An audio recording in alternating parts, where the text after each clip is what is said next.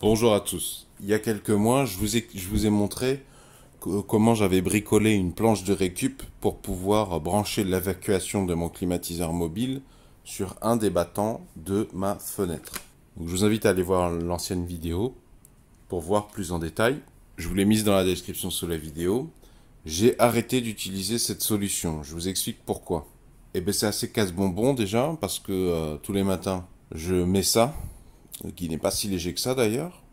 Tous les soirs, je l'enlève. En plus, actuellement, il y a un bébé dans mon entourage, donc et les bébés sont très curieux, ils ont toujours un risque que je me blesse déjà moi, mais que malencontreusement, je blesse le bébé. Mais en plus, il manque des trucs parce que, en fait, il faut que je rajoute des morceaux de cale. J'avais pas anticipé parce que quand tu mets ton évacuation, en fait, ça fait comme un vecteur de poussée qui va pousser ta planche là. Donc, il faut que tu mettes des cales. Enfin, moi, je suis obligé de rajouter des cales, ce qui est un peu bordélique. En plus, le flux d'air, là, parce que mine de rien, le climatiseur mobile, ça pousse, hein. Je suis obligé, je ne peux pas fermer mon volet, alors que c'est précisément en été que j'aurais besoin de fermer totalement en été mon volet et ma fenêtre. Je ne le ferme pas parce que ça appuie l'air. Je ne veux pas trop faire travailler mes lames. Donc je suis obligé de laisser un peu ouvert. Je perds donc énormément en isolation thermique. Ensuite, c'est du bois, donc ça isole très mal en termes d'isolation thermique. C'est très chaud déjà à partir de 2 heures d'ensoleillement. Malgré le volet et le climatiseur, la planche en elle-même, elle chauffe et elle restitue, elle radie, elle irradie. C'est pas ouf. J'ai aussi plein de problèmes de perte parce que j'ai coupé ça à la scie sauteuse, je crois. Il y a plein d'interstices par lesquels il y a de la perte, du retour de l'entrée d'air chaud. La fenêtre est ouverte en plus, c'est dommage, c'est une fenêtre double vitrage, elle pourrait servir à isoler. Et j'ai des problèmes de sifflement, parce que qui dit volume d'air, problème de fuite, dit sifflement, et ça peut taper sur le système assez rapidement. Déjà que le climatiseur il fait un sacré bruit, se taper le bruit du climatiseur déjà pendant des heures, c'est pas ouf, mais en plus des sifflements, merci bien. En plus, comme je le disais, l'été, c'est précisément la saison dans laquelle je voudrais utiliser au maximum les capacités de l'isolation thermique et phonique en après-midi. Quand il y a le soleil qui tape, j'ai besoin d'utiliser l'isolation thermique que propose l'ensemble double vitrage vitre et volet. Donc, laisser le volet bien fermé. Et pour tout te dire, donc dans mon appartement, j'ai deux bouches VMC comme ça, une dans la cuisine et une dans la salle de bain, qui est juste derrière, mais qui est par le biais des couloirs et des cloisons à peu près de l'autre bout de l'appartement. Et à l'origine, je n'avais pas voulu brancher ma sortie du climatiseur mobile sur la VMC parce que j'avais lu sur des forums que c'était pas bon. Et je me suis rendu compte que c'était pas très malin d'avoir peur, puisque précisément, par définition, la fonction pour laquelle il y a des VMC est à cette hauteur et à ces emplacements, cuisine, c'est précisément pour évacuer l'air chaud. Et moi, c'est précisément mon besoin, évacuer l'air chaud.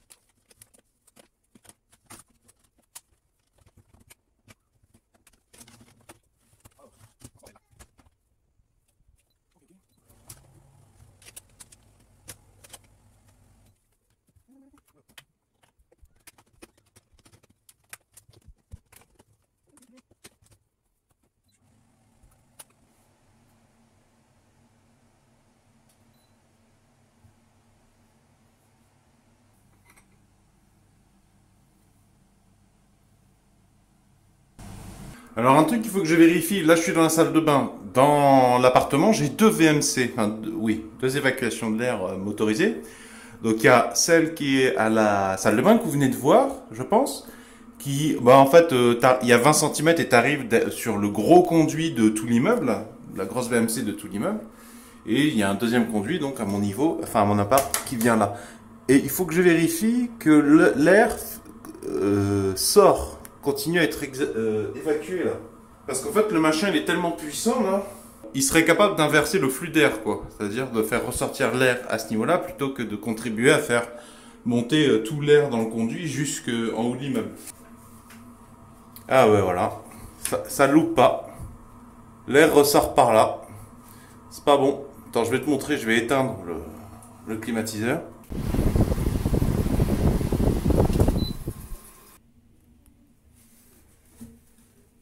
Voilà, l'air sort. Bon, c'est un sérieux problème. Ce que je peux faire, tenter, pour retrouver le sens d'évacuation normal.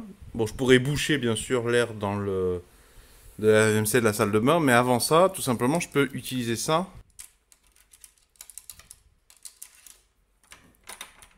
pour faire rentrer de l'air frais.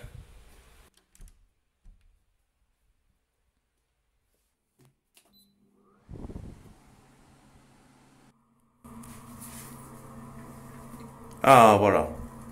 Là, c'est bon. Si tu veux, c'est d'autant plus important qu'ici, l'air continue à être aspiré, puisque ça permet à l'air froid du climatiseur qui est derrière, à l'autre bout de l'appartement, il faut que l'air froid il rentre dans le reste de l'appartement pour aller jusqu'aux chambres. Et j'ai besoin donc, à ce titre, de cette VMC, puisque cette VMC, elle élimine, elle évacue l'air chaud qui est dans cette pièce. Cette pièce qui est relativement loin du climatiseur mobile, donc qui par définition est plus chaud. Donc pour faire avancer l'air frais dans l'appartement, j'ai besoin que là, ça évacue par ici. Alors attention néanmoins, quand vous éteignez votre climatiseur mobile, il faut penser à désemmancher le manchon, l'évacuation, parce que sinon, parce que moi arrivé en fin d'après-midi, début de nuit, j'éteins le climatiseur mobile, mais il faut aussi enlever l'évacuation, parce qu'il faut que l'air chaud qui va être poussé par l'air froid qui va rentrer par les fenêtres à présent, il faut que l'air chaud puisse s'évacuer. Si vous laissez le manchon, l'air chaud qui est en haut de la pièce ne va pas s'évacuer, donc vous allez avoir chaud toute la nuit. Je pense que nous nous sommes tous fait la réflexion, notamment en été, pour les prolétaires en tout cas, ceux qui vivent dans des appartements premier prix. Je pense que vous me direz dans les commentaires, est-ce que vous avez déjà remarqué que quand vous sortez en été de votre appartement, il fait plus frais dans les parties communes, dans les couloirs, que chez vous? Ben ça c'est un indice, ça veut dire, ah, j'ai une source d'air frais intéressante. Il vaut mieux que j'aille piocher dans cet air frais, l'air des couloirs, qui bénéficie de l'inertie de tout le bâtiment, plutôt que de chercher de l'air frais à l'extérieur où il y a le rayonnement solaire. Bon alors par contre, ça crée un risque d'utiliser ce système. Hein. Déjà, je l'ai raccourci avec un collier de serrage en métal, temporairement, en urgence. Mais ça crée un problème de sécurité, surtout que parfois il y a tendance à avoir trop de longueur sur cette chaînette. Et j'ai vu sur YouTube notamment et TikTok des gens qui montraient comment c'est facile pour un voleur d'utiliser une lame en PVC ici là pour monter la chaîne et la faire sortir. Donc c'est vrai qu'il y a un problème de sécurité quand même. Je vous encourage à raccourcir déjà pour diminuer les risques. Et peut-être même mettre une cale ici qui empêchera de remonter. Ou un autre système un peu plus sérieux. Et peut-être même avoir un élément de défense. De quoi vous défendre à proximité, au cas où. Et d'ailleurs, encore un complément après quelques jours d'utilisation. J'ai mis une chaise pour chercher à augmenter la hauteur. Puisque la prise d'air se fait à ce niveau derrière. Donc plus tu vas le placer haut, plus il va aller chercher de l'air vicié et chaud. Et donc, on préfère qu'il fasse ça, parce que si tu le mets par terre, il prend de l'air qui est déjà le plus froid dans ton logement, et il le refroidit. C'est plus intéressant pour optimiser la dépense énergétique, sa consommation électrique, de le mettre le plus haut possible, peut-être même, si on peut, avec des équerres, le mettre au plafond. Et en plus, ce qui est bien, en le rapprochant du plafond, c'est que tu réduis la distance du tube, qui est, de l'échappement, qui est fourni par défaut, la plupart du temps, c'est un truc comme ça, non isolé. C'est-à-dire que tu as beaucoup de... Il chauffe le machin, et il n'est pas isolé. Et donc, plus tu raccourcis la distance entre ce point et la sortie là, et ben mieux c'est. Plus tu optimises ta consommation électrique, encore une fois. Dans la description sous la vidéo, je vous ai mis les noms des outils que j'ai utilisés et je vous ai mis des références précises. Je vous invite à en prendre connaissance. J'espère que ce retour d'expérience vidéo pourra vous aider à vous sortir de la situation dans laquelle vous êtes. Si vous appréciez ma démarche de partage de solutions, pouvez-vous mettre un pouce vers le haut, s'il vous plaît, pouvez-vous mettre un j'aime. Si vous aimez cultiver les solutions, je vous souhaite la bienvenue et je vous recommande de vous abonner à la présente chaîne YouTube. Vont s'afficher justement à l'écran un rond ainsi qu'un rectangle. Le rond, vous cliquez dessus, ça vous abonne gratuitement à la présente chaîne YouTube. Quant au rectangle, si vous cliquez dessus, cela vous emmènera vers tous les épisodes de la thématique astuces pour la maison, pour celles et ceux qui veulent devenir chaque jour plus capables de réparer et entretenir eux-mêmes leur foyer.